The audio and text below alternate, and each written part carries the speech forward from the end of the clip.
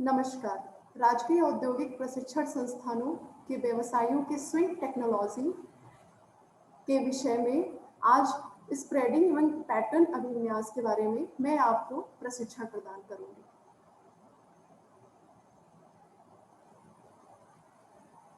Spreading और pattern layout के बारे में मैं आपको थोड़ा सा परिचय दे देती हूँ। सिलाई कला के अंतर्गत स्प्रेडिंग और पैटर्न अभिविन्यास अभिविन्यास जिसे हम लेआउट कहते हैं, यह आशय है कि कटिंग टेबल पर फैलाकर जब हम अंतिम पैटर्न लेआउट तैयार करते हैं। स्प्रेडिंग मूल रूप से पैटर्न पर दर्शाए गए चिन्हों के आधार पर फैब्रिक को कटिंग के लिए फैलाना है।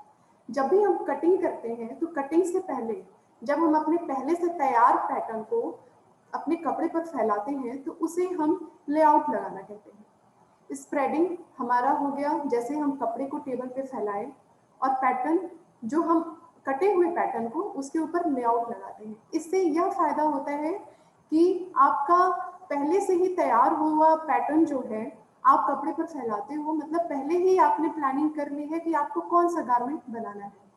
गारमेंट बनाने के लिए पहले से लेआउट तैयार करने से हमें बहुत सारे फायदे होते हैं। उससे ये होता है कि एक तो हमें ये पता चल जाता है कि हमारी डिज़ाइन क्या है, हमारा पैटर्न क्या है, हम क्या बनाने जा रहे हैं, और उसकी कटिंग हमारी पहले से ही पेपर पे तैयार होती है, जिससे कि हमारा 50% काम हो चुका होता है। उसके बाद हम कपड़े पर आ जाते हैं। तो ये हमारा स्प्रेडिंग और लेआउट है जिसके बारे में आज मैं आपको प्रशिक्षण प्रदान करूँगी। सबसे पहले मैं आपको बता देती हूँ कि स्प्रेडिंग का क्या महत्व है। वस्त्र उद्योग में फैब्रिक की स्प्रेडिंग मुख्यतया एवं फैब्रिकों की तहों को सही रूप से लगाने, एक साथ विभिन्न फैब्रिक की तहों की कटिंग करने, फैब्रिक की तहों को एक दिशा में रखने एवं फैब्रिक की तहों का तनाव समान रखने के उद्देश्य से किया जाता है। स्प्रेडिंग सबसे पहला स्टेप होता है कटिंग से पहले, क्योंकि हम कपड़े को फैला करके देख लेते हैं कि हमें कितने कपड़े में क्या कटिंग करनी है, हमारे कपड़े में कहीं फोल्ड तो नहीं आ रहा। उससे ये होता है कि कपड़ा कटिंग के टाइम हमें परेशानी का सामना नहीं करना पड़ता। कई बार ऐसा होता है कि कपड़ा फैलाने के टाइम हम बीच में तह छोड़ देते हैं जो गलती से रह जाता है, और जब हम कपड़ा कटिंग करने जाते हैं तो तह के ऊपर हमारी डबल कटिंग हो जाती है, जिससे हमारी शेप खराब हो जाती है। इसलिए ये बहुत ही इम्पॉर्टेंट स्टेप है। स्प्रेडिंग को हमेशा सबसे पहले कर लेना चाहिए। उससे ये होता है कि तो हमें आइडिया लग जाता है कि हमारा उतने कपड़े में जो भी हमने प्लान किया है कटिंग के लिए वो हमारा उतने कपड़े में हो पाएगा या नहीं हो पाएगा। अगर हमें कपड़ा कम लगता है तो हम उसी हिसाब से फिर से प्लानिंग कर लेते हैं। अगर आप ये पहले नहीं करते हैं तो बाद में फिर आपको कटिंग जब आप करने लगते हैं, अगर बीच में आपको लगता है कि आपका कपड़ा कम पड़ गया तो फिर बहुत सारी दिक्कतों का सामना करना पड़ता है। एक तो आपकी डिज़ाइन अलग हो जाती है, फिर आप मार्केट में गए कपड़ा लेने, फिर वैसा कपड़ा मिला या नहीं मिला, तो फिर आपको समझौता करना पड़ता है या फिर दूसरा कपड़ा लेकर के आना पड़ता है, जिससे समय की बर्बादी होती है और हमारी डिज़ाइन कंप्लीट नहीं हो पाती। इसलिए हम स्प्रेडिंग करके पहले देख लेते हैं कि हमारे उतने में हमारा डिज़ाइन जो मनचाहा डिज़ाइन है या वस्त्र जो है वो हमारा तैयार हो पाता है या नहीं हो पाता है। इसके बाद हम आ जाते हैं स्प्रेडिंग के उद्देश्य से। स्प्रेडिंग का पर्पस यह है, जैसा कि मैंने अभी कहा, सबसे पहले फैब्रिक स्प्रेडिंग को समझना कि हमारा लेयर कितने तह में हमारा कपड़ा कटना है। कई बार ऐसा होता है कि हम फ्रंट बैक एक साथ काट रहे होते हैं कपड़े में, तो हमारा एक साथ कटिंग होने से सबसे अच्छा फायदा तो ये होता है कि एक साथ एक तरह की कटिंग में आपका फ्रंट और बैक दोनों तैयार हो जाता है, और बार बार आप कटिंग से समय की बचत हो जाती है, और बार बार हमारा डिज़ाइन चेंज होने का डर नहीं रहता। एक बार में हमारी पूरी प्लानिंग के हिसाब से सारा डिज़ाइन किया हुआ कपड़ा कट जाता है। फिर आता है स्प्रेडिंग को प्रभावित करने वाले कारणों को जाना। कई बार ऐसा होता है कि स्प्रेडिंग को बहुत सारे रीज़न से हम नहीं कर पाते। जैसे कि अभी मैंने बताया कि उसमें कई बार ऐसा होता है कि प्रिंट इधर-उधर रह जाते हैं। हम जैसा डिज़ाइन हमने सोचा वैसा प्रिंट हमारे कपड़े पे फिट नहीं हो पाता। प्रिंट हमारा साइड में रह जाता है या सेंटर में रह जाता है या ऊपर रह जाता है। तो उससे हमारे जो भी कारक हैं, जो कारण हैं, वो हमारा पहले ही क्लियर हो जाता है। स्प्रेडिंग करके हम देख लेते हैं कि हमारा कौन-सा प्रिंट या कौन-सी एम्ब्रॉयडरी कहाँ पे आने वाली है, जहाँ पे हमने प्लानिंग किया है, वहाँ पे आ तो रही है, कहीं ऐसा तो नहीं है कि वो कहीं बहुत नीचे हो रही है या फिर कहीं बहुत ऊपर हो रही है। तो ये सारे कारण हमें कटिंग से पहले पता चल जाते हैं। और तीसरा सबसे इम्पोर्टेंट उद्देश्य जो सबसे लास्ट में रखा गया है वो ये है कि फैब्रिक के पृष्ठ एवं रो से अवगत होना। जैसे कई बार ऐसा होता है कि हम कपड़ा फैला के कटिंग करने जाते हैं तो हमें मिस्टेक से कई बार होता है कि कपड़ा उल्टे साइड से कट जाता है, जिसे हमें फ्रंट में रखना होता है वो बैक में हो जाता है, या जिसको बैक में रखना होता है वो फ्रंट में हो जाता है। तो इससे हमें कपड़े की दिशा का पता चल जाता है स्प्रेडिंग करने में, और कपड़े की रोई की दिशा पता चल जाती है। कई बार ऐसा होता है कि हम उल्टे रोई साइड से कपड़े को गलती से काट देते हैं। हम रोए को पहले ही स्प्रेडिंग में करके देख सकते हैं कि हमारा रोआ सीधे साइड में है या फिर उल्टे साइड में आ रहा है। तो ये कुछ इंपॉर्टेंट स्टेप है स्प्रेडिंग के, जो आपका सबसे पहले तो आपकी समय की बचत हो जाती है। आप पहले ही देख लेते हैं, पहले ही अवगत हो जाते हैं कि आप में कहीं मिस्टेक नहीं हो रही, आपका कपड़ा कहीं उल्टा तो नहीं कट रहा, या फिर आपकी डिज़ाइन कहीं कम तो नहीं पड़ रही। ये सारी चीज़ें हमारी पहले ही क्लियर हो जाती हैं। तो ये सबसे पहले उद्देश्य जो है ये आपको क्लियर कर दिया। फिर आती है हमारी स्प्रेडिंग की विधियाँ। हमारे वहाँ कंपनी में स्प्रेडिंग को इंडस्ट्री लेवल से बहुत सारी विधियों से किया जाता है, जिसकी कुछ विधियाँ हैं जो मैं आपको बताती हूँ। यह मुख्यतः 2 विधियाँ होती हैं जो प्रयोग में लाई जाती हैं। एक तो मैनुअल विधि। मैनुअल विधि वह होती है जिसे हम हाथों से करते हैं, जहाँ हम मशीन की का उपयोग नहीं करते हैं। उससे ये होता है कि आप हाथों से करने से 2 या 3 लोगों की आवश्यकता होती है, और कई बार ऐसा होता है कि अगर आपकी तह बहुत बड़ी है तो 4 लोगों की आवश्यकता होती है। 2 लोग एक साइड में रहते हैं, 2 लोग दूसरे साइड में रहते हैं, और हम ये पूरी स्प्रेडिंग की जो प्रक्रिया है वो हम हाथ द्वारा करते हैं। इससे यह होता है, इसका सबसे बड़ा दोष तो यह मुक्त हो जाता है कि आपका अगर बीच में कहीं तह लग रही होती है या फिर फोल्डिंग हो रही होती है तो हाथों से वो क्लियर हो जाता है कि कहीं बीच में फोल्ड तो नहीं हो रहा, तो हम हाथों से उसे करके देख लेते हैं, और अगर फोल्ड हो रहा होता है तो हम उसे बीच में सही कर लेते हैं। इसमें मैनुअल विधि में ज़्यादा मैन पावर की ज़रूरत होती है, ज़्यादा लोगों की ज़रूरत होती है, क्योंकि तह बड़ा होता है, हमारा कपड़े का थान बहुत बड़ा होता है, और अगर हम बहुत सारे तह में, जैसे कि आप जानते होंगे इंडस्ट्री लेवल पे बहुत सारे बड़े लेवल पे कपड़ों की तैयारी की जाती है, एक साथ बहुत सारे कपड़ों की कटिंग होती है। अगर हम एक टाइम पे एक कपड़े की कटिंग करेंगे तो उससे हमारा बहुत समय की बर्बादी होगी। इसलिए हम एक बार में तह लगा करके हम ढेर सारी लेयर्स की कटिंग करने की कोशिश करते हैं, जिससे कि हमारी एक समय की बचत हो जाए और कहीं भी गलती की शिकायत ना रहे। तो ये हो गई मैनुअल विधि की सबसे पहली विधि, हाथ द्वारा विधि, जो मैंने अभी आपको बताया। दूसरा है हुक द्वारा। ये भी मैनुअल विधि के ही अंतर्गत आता है। बस हाथ द्वारा और हुक द्वारा में फर्क ये होता है कि हम जब तह लगाते हैं या स्प्रेडिंग करते हैं तो हम हाथ द्वारा उसको हर कोने को सेट करते हैं कि कहाँ पे हमें किस कोने को खत्म करना है, कहाँ से हमें दूसरी फोल्डिंग शुरू करनी है, ये हम हाथों के द्वारा डिसाइड करते हैं। और जहाँ से हमें दूसरी तह शुरू करनी होती है वहां से फोल्ड करके हम दूसरी तह शुरू कर लेते हैं। ये तो हो गई हाथ द्वारा। और जब हम हुक द्वारा करते हैं तो हम क्या करते हैं कि जब हम कपड़े को फैलाते हैं, स्प्रेड करते हैं टेबल पे, तो हम कपड़े की लेयर को हुक में फंसा देते हैं। उससे यह होता है कि हमारा कपड़ा बीच में से खिसकने का डर नहीं रहता। कई बार ऐसा होता है कि हाथों द्वारा में सबसे बड़ी शिकायत यह रहती है कि हम स्प्रेडिंग करके चले जाते हैं, और जब हम दूसरे लेयर की जब स्प्रेडिंग करने जाते हैं तो पहला लेयर धीरे से अंदर की तरफ खिसकने लगता है, जिससे हमारी पहली लेयर छोटी पड़ जाती है और दूसरी लेयर लंबी हो जाती है।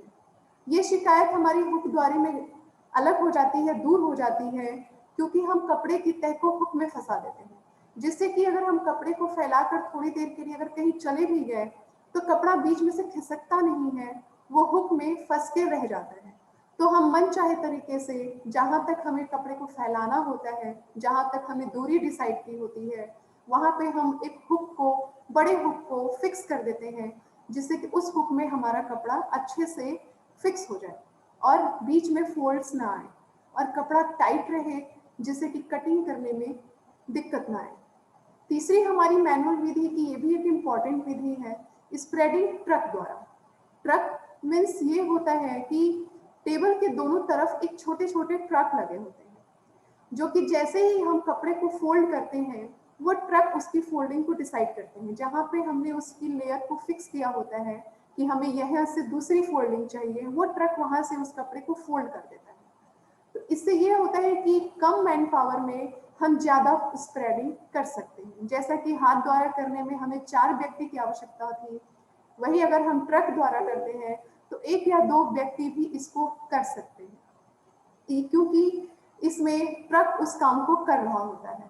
हमारी फोल्डिंग डिसाइड ट्रक करता है कि कहाँ पे फोल्ड को दोबारा से शुरू करना है। तो ये कुछ मैनुअल विधियां हैं जो कि हम इंडस्ट्री में, कंपनी में, जहाँ पे बहुत बड़े लेवल पे कपड़े की कटिंग होती है, जहाँ पे एक बार में हजारों या लाखों की संख्या में कपड़े की कटिंग हो रही होती है, वहाँ पे हमें सबसे पहले कपड़ों की तह को लगाना होता है ताकि एक बार में हम बहुत सारे कपड़े के पार्ट्स को निकाल सकें और हमें बार बार एक ही पैटर्न की कटिंग ना करनी पड़े। उसके बाद आता है हमारी स्प्रेडिंग की ही विधि में दूसरी विधि है यांत्रिक विधि। यांत्रिक विधि वह होती है जिसमें मैन पावर की आवश्यकता नहीं होती, इसमें यंत्रों द्वारा या मशीनों द्वारा स्प्रेडिंग को किया जाता है। यांत्रिक विधि में स्प्रेडिंग में जैसे यंत्र लगे होते हैं, यहाँ पे व्यक्ति नहीं खड़े होते, हमारे कपड़े के थान मशीनों में सेट कर दिए जाते हैं। यह भी 2 तरह के होते हैं, एक अर्ध स्वचालित विधि और एक पूर्ण स्वचालित विधि। अर्ध स्वचालित विधि में ये होता है कि कपड़े को एक बार हम मशीन में फिक्स कर देते हैं, वो अपने आप जहाँ पे हमने फिक्स किया होता है, जहाँ पे हमें दूसरी फोल्डिंग चाहिए होती है, दूसरी तह चाहिए होती है, वो अपने आप वहाँ से उस कपड़े को फोल्ड कर देता है। यह अर्ध स्वचालित है, जिसको इंग्लिश में हम सेमी ऑटोमेटेड मेथड बोलते हैं। इसमें आधा काम व्यक्ति द्वारा किया जाता है और आधा काम मशीन द्वारा किया जाता है। यह फर्क पूर्ण स्वचालित विधि में खत्म हो जाता है, क्योंकि पूर्ण स्वचालित विधि हमारी जो होती है वो फुली ऑटोमेटेड मेथड होती है। इसमें एक भी व्यक्ति की आवश्यकता नहीं होती, वह मशीन खुद ही तह को बिछाती है, खुद ही लेयर लगाती है और खुद ही हमें जितना भी बड़ा तह चाहिए होता है कटिंग करने के लिए, वो वहां पे जाकर के उस तह को रोक देती है। इससे यह होता है कि व्यक्ति की आवश्यकता नहीं होती और हमारा कम समय में ज़्यादा से ज़्यादा स्प्रेडिंग का काम हम कर सकते हैं। इसलिए मशीन से ज़्यादा स्पीड में काम होता है, समय की बचत होती है, धन की बचत होती है और हम एक काम में और भी ज़्यादा अधिक काम कर सकते हैं। इसमें सबसे बड़ी बचत समय की होती है और व्यक्ति की भी आवश्यकता नहीं होती, उतनी देर में व्यक्ति कोई दूसरी काम को कर सकता है। तो ये भी हमारी यांत्रिक विधि में 2 विधि, एक सेमी ऑटोमेटेड मेथड, एक फुली ऑटोमेटेड मेथड। इसके बाद हम आते हैं लेआउट पे। ये हमारा स्प्रेडिंग के बाद दूसरा स्टेप होता है। जैसे कि मैंने आपको शुरू में बताया कि स्प्रेडिंग सबसे पहला स्टेप होता है, क्योंकि स्प्रेडिंग करने के बाद ही आप लेआउट को लगाते हैं, जिसको हम हिंदी में अभिन्यास कहते हैं। अभिन्यास का काम तब होता है जब आपकी कपड़े की पूरी तह अच्छे से लग चुकी होती है और आप कटिंग करने के लिए तैयार होते हैं। लेआउट में क्या होता है कि पेपर पैटर्न के बाद लेआउट बनाया जाता है। लेआउट वह क्रिया है जिसके द्वारा फैब्रिक के दोष या कमी को दूर किया जा सकता है और फैब्रिक कितना लग सकता है यह भी ज्ञात किया जा सकता है। हम इसमें डायरेक्ट कपड़े पे कटिंग ना करके हम पहले पैटर्न पे कटिंग कर लेते हैं, जैसे कि कितना हमें चेस्ट चाहिए, कितना हमें वेस्ट चाहिए, कितना हमारा स्लीव रहेगा, कितनी हमारी स्लीव की लंबाई रहेगी, ये सारी चीज़ें हम मेजरमेंट के हिसाब से पैटर्न पे कटिंग कर लेते हैं। उस पैटर्न को जब हमारा स्प्रेडिंग का प्रोसेस पूरा हो जाता है तो उस पैटर्न को हम स्प्रेड किए हुए तहों पे बिछा देते हैं। उससे यह होता है कि हमारे कपड़े का हर एक कोना हमारा इस्तेमाल हो जाता है, इसमें कपड़े की बर्बादी नहीं होती और हमारा अगर कोई दोष होता है, फैब्रिक में कोई कमी होती है तो पहले ही क्लियर हो जाता है। जैसे कई बार ऐसा होता है कि कपड़े की जो अर्ज होती है वो छोटी होती है और हमारा जो लेआउट होता है, जो पर पैटर्न हम जो काट के रखे होते हैं वो उस तह में पूरी तरह से फिक्स नहीं हो पाता। अर्ज कम होने की वजह से हमें ज़्यादा कपड़े की आवश्यकता होती है, या फिर एक बार के बिछाए हुए कपड़ों में उस काम को हम नहीं कर सकते, फिर हमें दूसरी बार लेयर लगानी होती है। तो ये सारी चीज़ों को हम पहले ही ज्ञात कर सकते हैं, और ज्ञात करके हमें इसका दूसरा सबसे बड़ा फ़ायदा यह होता है कि हमें फैब्रिक एस्टिमेशन हो जाता है। फैब्रिक एस्टिमेशन मतलब कपड़े का अनुमान हम लगा सकते हैं कि हमारा कितना कपड़ा एक गारमेंट बनाने में लग सकता है। कई बार ऐसा होता है कि हम बिना लेआउट के ही कटिंग कर देते हैं, और कटिंग करने के बाद पता चलता है कि हमारा एक कटिंग में बहुत ज़्यादा कपड़े का नुकसान हो रहा है। जैसे कि 1 मीटर में अगर आप एक किसी छोटी बच्ची का 2 टॉप निकाल सकते हैं, तो कटिंग करने के बाद हमें ज्ञात नहीं होता कि हमारा कितना निकलेगा, और हम बीच में से कटिंग कर देते हैं और हमारा पूरा 1 मीटर कपड़ा बर्बाद हो जाता है। लेआउट करने से यह होता है कि हम उस 1 मीटर कपड़े की तह लगा करके, पैटर्न को बिछा करके हम देख सकते हैं कि हमारा कौन-कौन से कोने में कौन से कपड़े का कौन-सा हिस्सा फिक्स हो सकता है, जहाँ से हम कटिंग कर सकते हैं। इससे हमारे 2 बड़े फ़ायदे होते हैं। एक बार की बिछी हुई लेयर में हमारे सारे कपड़े के सारे पार्ट्स की कटिंग हो जाती है, और दूसरा हमें यह भी ज्ञात हो जाता है कि हमें एक गारमेंट बनाने के लिए कितना कपड़ा लगेगा, जिसे हम फैब्रिक एस्टिमेशन कहते हैं। तो ये था हमारा अभिन्यास, जिसे हम इंग्लिश में लेआउट कहते हैं। लेआउट करने से बहुत सारे फ़ायदे होते हैं। पहला है त्रुटि में सुधार। त्रुटि में सुधार से मतलब यह है कि कई बार होता है कि हम से कपड़ा बिछाने में कोई गलती हो गई होती है, या फिर कपड़ा बिछाने के बाद जब हम लेआउट लगाते हैं, पैटर्न को बिछाते हैं, तो हमारे पैटर्न में कुछ गलती होती है। तो अगर हम कपड़ा बिछा करके पैटर्न को जैसे ही हम कपड़े पे रखते हैं, तो कई बार हमें पता चलता है कि मेजरमेंट से पैटर्न लेआउट जो है बहुत छोटा कट गया या बहुत बड़ा कट गया।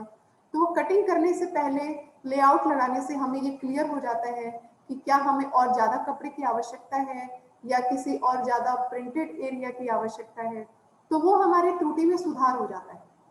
अगर हम ये कटिंग से पहले देख लेते हैं, तो हमारे कपड़े की बर्बादी नहीं होती। कई बार ऐसा होता है कि हम डायरेक्ट कटिंग कर देते हैं, और कटिंग करने के बाद पता चलता है कि कपड़े के बाजू के लिए कपड़ा कम पड़ गया। तो वो लेआउट लगाने से हमें वो चीज़ क्लियर हो जाती है। दूसरा सबसे बड़ा फायदा है कट का निकलना। कई बार ऐसा होता है कि कपड़े की लेयर में बीच-बीच में छोटे या बड़े कट्स होते हैं। उस कट्स में क्या होता है कि कपड़े को काटने में कपड़े के बीच में कट्स आ जाते हैं। कट्स से क्या होता है कि कपड़ा हमारा काटने के बाद पता चलता है कपड़ा काटने के बाद पता चलता है कि हमारा बीच में होल आ गया। कई बार ऐसा होता है कि हम कपड़े की लेयर लगा लेते हैं और कटिंग कर देते हैं, और बीच में कोई बड़ा होल होता है, और कपड़ा काटने के बाद हम देखते हैं कि अरे ये तो बीच में बहुत बड़ा होल रह गया। उससे क्या होता है कि हमारा कपड़ा कट चुका होता है, हमारा कपड़ा बर्बाद हो चुका होता है, फिर हमें दूसरे कपड़े के उस हिस्से को काटना पड़ता है। तो लेआउट लगाने से हमें अगर कपड़े में कोई दोष है, कोई छेद है, या फिर किसी प्रिंट में कोई कमी है, तो उस कट को हम निकाल सकते हैं और किसी दूसरे हिस्से में कटिंग कर सकते हैं, जिससे कि हमारी समय की बचत होती है। तीसरा, जैसा कि अभी हमने डिस्कस किया, फैब्रिक का सही अनुमान। फैब्रिक का सही अनुमान लग जाता है लेआउट लगने से, कि हमारा 1 मीटर में कपड़े का कितना हिस्सा निकलेगा, और हम उसी हिसाब से कपड़े की अरेंजमेंट करते हैं और व्यवस्था करते हैं। फिर चौथा है हमारा फैब्रिक की बचत। लेआउट लगाने से क्या होता है कि हमारे कपड़े का एक-एक कोना, एक-एक हिस्सा गारमेंट बनाने में इस्तेमाल हो जाता है, जिससे हमारे एक्स्ट्रा कपड़े जो होते हैं वो बर्बाद नहीं होते हैं, वो हमारे सारे कपड़े की बचत हो जाती है। और जैसे अगर आप बिना अभिन्यास किए, बिना लेआउट लगाए अगर आप कपड़े की कटिंग करते हैं, तो बाद में ऐसे बहुत सारे कतरन बचते हैं जो बिना काम के होते हैं, हम उसे किसी भी इस्तेमाल में नहीं ला सकते, और हमारी मजबूरी होती है हमें उसे फेंकना पड़ता है। तो हमारे इससे लेआउट से फैब्रिक की बचत हो जाती है, और हम एक-एक हिस्से में से अपना, जैसे गले की पट्टी निकाल ली, या कोई प्लेकेट निकाल लिया, कोई फेसिंग निकाल ली तुरपाई के लिए, तो हम एक-एक कॉर्नर कपड़े का इस्तेमाल कर सकते हैं। फिर हमारा आता है समय की बचत। लेआउट करने से सबसे पहली चीज़ कि हमारे समय की बचत होती है। समय बचत इसलिए क्योंकि अगर आप पहले ही लेआउट लगा लेते हैं, तो आपको बार-बार, जैसा कि पहले भी बताया गया, कि आपको बार-बार तह नहीं बिछाना पड़ता, बार-बार लेयर नहीं लगानी पड़ती। आपकी एक बार की लेयर में कपड़े के सारे हिस्से एक बार में कट जाते हैं। आपको बार-बार कपड़ा उठाना नहीं पड़ता या उसको स्प्रेडिंग नहीं करनी पड़ती या बिछाना नहीं पड़ता। तो सबसे पहले तो हमारी समय की बचत होती है। फिर हमारी आती है धन की बचत। धन की बचत इसलिए क्योंकि लेआउट लगाने से कई बार ऐसा होता है कि 1.5 मीटर में जो कुर्ता हमारा निकल जाता था, वो हम 1 मीटर में भी उस कुर्ते के कई हिस्से को निकाल सकते हैं। तो लेआउट लगाने से, जैसे कि मैंने अभी बताया आपको, कि हमारे कपड़े के एक-एक हिस्से का इस्तेमाल हो जाता है। तो हम अगर बिना लेआउट लगाए कपड़े को काटते हैं, तो कई बार हमारा 1.5 मीटर की जगह 2 मीटर में कपड़ा लग जाता है, और लेआउट लगाने के बाद हमें पता चल जाता है कि हमें किस कॉर्नर से किस हिस्से को निकालना है, और हमारा 1.5 मीटर में भी वो पोशाक बन के तैयार हो जाता है। फिर लास्ट में आता है ग्राहक को कम फैब्रिक की जानकारी देना, ट्रेनिंग कला में निपुणता। मतलब अगर आपको लेआउट लगाने से पता चल जाता है कि कुर्ता बनाने में 1.5 मीटर का ही कपड़ा लगेगा या 2 मीटर का ही कपड़ा लगेगा, तो आप उसी हिसाब से ग्राहक को उसकी जानकारी देते हैं। तो ग्राहक उसी हिसाब से अपने पोशाक के लिए कपड़े मार्केट से खरीद के लेकर आता है कि मेरा 2 मीटर में कपड़ा बन जाएगा। तो इससे क्या होता है कि ग्राहक के कम कपड़े में ही उसका पोशाक तैयार हो जाता है, और उसको भी जानकारी हो जाती है भविष्य के लिए कि हमारा 2 मीटर में कुर्ता तैयार हो जाएगा। इससे दूसरा फायदा ये भी होता है कि हमारी टेलरिंग कला में भी निपुणता आती है, और हमारे भविष्य में अगर इस तरह के कोई पोशाक दोबारा से आते हैं बनाने के लिए, कोई ग्राहक लेकर के आता है, तो हम उसे पहले से ही जानकारी दे सकते हैं कि आपका ये कपड़ा, ये पोशाक 2 मीटर में ही बन जाएगा। हमें उसके लिए लेआउट लगाने की आवश्यकता नहीं होती। तो एक बार में हम भविष्य के लिए भी सक्षम हो जाते हैं कि हम पहले से ही तैयार हो जाते हैं कि हमारा किस पोशाक को बनाने के लिए कितना कपड़ा लगेगा। तो इसलिए हमारी फैब्रिक की जानकारी भी बहुत अच्छी हो जाती है। अब हम बताएंगे लेआउट करने की विधि। पोशाक की लंबाई सदैव ग्रेन लाइन की ओर रखी जाती है। ग्रेन लाइन मतलब जैसे कि सीधी लाइन। कई बार ऐसा होता है कि हम गलती से कपड़े को उल्टी साइड से काट देते हैं। ग्रेन लाइन को हमेशा कपड़े की दिशा देख करके कटिंग करनी चाहिए। दिशा मतलब जैसे कपड़े की रेशे हमारी किस दिशा की ओर जा रहे हैं, उस दिशा की ओर हमें अपनी सीधा रखकर कपड़े की कटिंग करनी चाहिए, जो कि लेआउट से हमें इसका सबसे बड़ा फायदा होता है। हमें कपड़े की दिशा का ज्ञान हो जाता है कि हमें किस दिशा में कपड़े की या पोशाक की कटिंग करनी है, जिसे हम ग्रेन लाइन कहते हैं। उससे हमारे कपड़े की फिटिंग भी बहुत अच्छी बन करके आती है। फिर आता है ड्राफ्टिंग। फैब्रिक के सीधी ओर ना कर कर उल्टी ओर करनी चाहिए। लेआउट करने की दूसरी विधि यह है कि जब भी आप ड्राफ्टिंग करते हैं, मतलब पैटर्न को रख के जब भी आप निशान लगाते हैं अपने मेजरमेंट के हिसाब से, या फिर कितना आपका चेस्ट है, कितना वेस्ट है, कितना स्लीव है, वो कपड़े की हमेशा उल्टी तरफ से करना चाहिए। क्योंकि कई बार ऐसा होता है कुछ निशान परमानेंट होते हैं और वो कपड़े पे हमेशा के लिए रह जाते हैं, वो वॉशिंग के बाद भी नहीं जाते। तो अगर हम उल्टी दिशा में करेंगे, निशान लगाएंगे, तो हमारा वो सिलाई में उल्टी तरफ रह जाएगा, सीधी तरफ वो निशान दिखाई नहीं देगा। फिर आता है चेक वाले फैब्रिक की कटाई करते समय लाइन से लाइन, बॉक्स से बॉक्स मिलाने की कोशिश करनी चाहिए। जैसे कई कुछ कपड़े ऐसे होते हैं जो चेक वाले होते हैं या फिर बॉक्स वाले डिजाइन वाले होते हैं।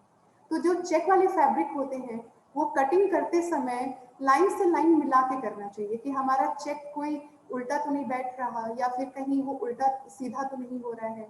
तो या फिर कोई बॉक्स का डिजाइन है तो वो बॉक्स कहीं उल्टी तो नहीं हो रही, या सारी बॉक्स की दिशा एक तरफ तो है। तो ये सारी चीजें हमें मिलान करने की कोशिश करनी चाहिए, जो कि हम लेआउट में अच्छे से कर सकते हैं। और हमारे कपड़ा बनने के बाद जो हमारा प्रिंट होता है वो प्रिंट एक समान दिखता है। फिर हमारा आता है ड्रेसिंग व पॉकेट को चेक व लाइन से मिलाकर काटा जाता है। हमेशा लेआउट लगने में ड्रेसिंग या पॉकेट को जब भी हम लगाते हैं तो उसको चेक व लाइनिंग से मिलाकर काटना चाहिए। क्योंकि उसको क्या होता है कि कोई, जैसे कि अभी हमने डिस्कस किया कि चेक वाले कपड़े होते हैं तो पॉकेट काटने के टाइम हमारा कोई चेक ऊपर नीचे रह गया तो हमेशा हमें उसे चेक वाले डिजाइन या लाइनिंग वाले कपड़े से मिला करके पॉकेट को फिक्स करके काटना चाहिए, जिससे कि कपड़ा जब भी बन के तैयार होकर हमारे सामने आए तो वो पॉकेट दिखने में आकर्षक लगे, वो अलग ना दिखे। कई बार ऐसा होता है कि पहनने के बाद पता चलता है कि अरे पॉकेट तो हमारी उल्टी रह गई, या हमारा चेक के ऊपर रह गया, या लाइन से नीचे रह गया। तो हमें वो सारी चीज़ें मिलान करके ही लेआउट को लगाना चाहिए। फिर हमारा आता है किसी पोशाक का घेरा आड़ा नहीं बनाना चाहिए। कोई ऐसी पोशाक है हमारी ज़्यादातर लेडीज़ गारमेंट में, जैसे कि हम नीचे वो घेरदार बनाते हैं, उसमें बहुत सारा घेरा होता है।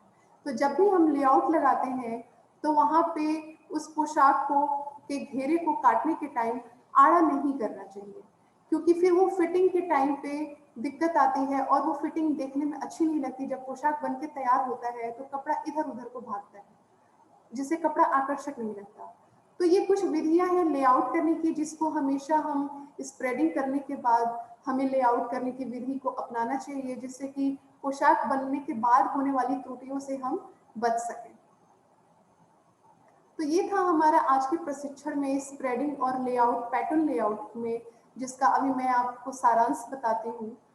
जिसका हमने परिचय दिया कि स्प्रेडिंग क्यों करनी चाहिए, स्प्रेडिंग की क्या महत्व होता है, हमें हमेशा स्प्रेडिंग करके ही कटिंग करना चाहिए।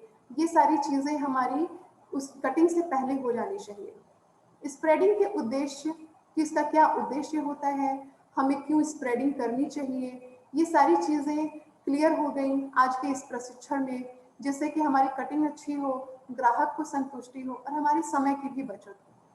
फिर इसकी क्या-क्या विधियाँ हैं, यांत्रिक विधि क्या है, मैनुअल विधि क्या है, हाथों द्वारा हम कैसे करेंगे स्प्रेडिंग या फिर यंत्र के माध्यम से हम कैसे करेंगे, ये सारा चीज़ हमने डिस्कस किया। फिर लेआउट भी हमने डिस्कस किया कि जब भी कपड़े की हमारी स्प्रेडिंग हो जाती है, तो स्प्रेडिंग करने के बाद हम लेआउट कैसे करेंगे, कैसे हम कपड़े पे लेआउट लगाएँगे कि जिससे हमारे कपड़े की बचत हो, समय की बचत हो, हमारी जानकारी बढ़े और हमारी टेलरिंग की कला में निपुणता आए। फिर उसके बाद हमने लेआउट करने की विधि भी देखी कि किस तरीके से लेआउट को करना चाहिए, ग्रेन लाइन देख कर के करना चाहिए, कहीं हमारी ग्रेन लाइन ऊपर ना रह गई हो, कहीं नीचे ना रह गई हो, जिससे कि हमेशा कपड़े के रेशे को दिशा देख कर के करनी चाहिए। कपड़ा आड़ा नहीं होना चाहिए, अगर कपड़ा आड़ा रहेगा तो कपड़े की फिटिंग पे फ़र्क पड़ेगा। ये सारी विधियाँ, जैसे हमारे कपड़े पे जब भी निशान लगाएँ, तो हमेशा उल्टी दिशा से लगाएँ, सीधी दिशा से ना लगाएँ। कई बार जैसे कि कुछ मार्क्स ऐसे होते हैं जो परमानेंट रह जाते हैं। तो हमें ऐसी छोटी-छोटी चीज़ों से बचना चाहिए, जिससे कि हमारा समय बचत हो और हम टेलरिंग में निपुण हो, जिससे कि हमारा भविष्य में हमें सफलता प्राप्त हो और हम इतना आगे बढ़ सकें कि अपने व्यवसाय में ग्राहक को संतुष्टि प्रदान करें, जिससे कि ग्राहक ज़्यादा से ज़्यादा हमारे पास आएँ। तो ये स्प्रेडिंग और लेआउट, ये जो हमारी इंडस्ट्री में यूज़ होते हैं, ज़्यादातर कपड़े जो हमारी इंडस्ट्री में बनते हैं, वो इन्हीं विधियों से बनते हैं। कई बार ऐसा होता है कि हम किसी एक कपड़े की कटिंग करने बैठते हैं, तो हम इन सब चीज़ों का ध्यान नहीं रखते हैं। लेकिन हमें इन सब चीज़ों का भी ध्यान रखना चाहिए, क्योंकि कल को हम कहीं जॉब करने जाएँगे या फिर अगर हम अपना खुद का भी कोई व्यवसाय शुरू करते हैं, तो उसमें हमें इन सब चीज़ों से बहुत ही मदद मिलती है। हमें कपड़े की बचत कैसे करनी चाहिए, धन की कैसे बचत करनी चाहिए, समय का कैसे बचत करना चाहिए, इन सारी चीज़ों की जानकारी पहले रहने से हम उन सारी चीज़ों को बहुत अच्छे से कर सकते हैं। तो ये था हमारा आज के प्रशिक्षण का सारांश। आज मैंने आपको ट्रेड से संबंधित उपकरणों पर प्रशिक्षण दिया है। आशा है कि यह प्रशिक्षण भविष्य में आपके लिए सहायक होगा। धन्यवाद।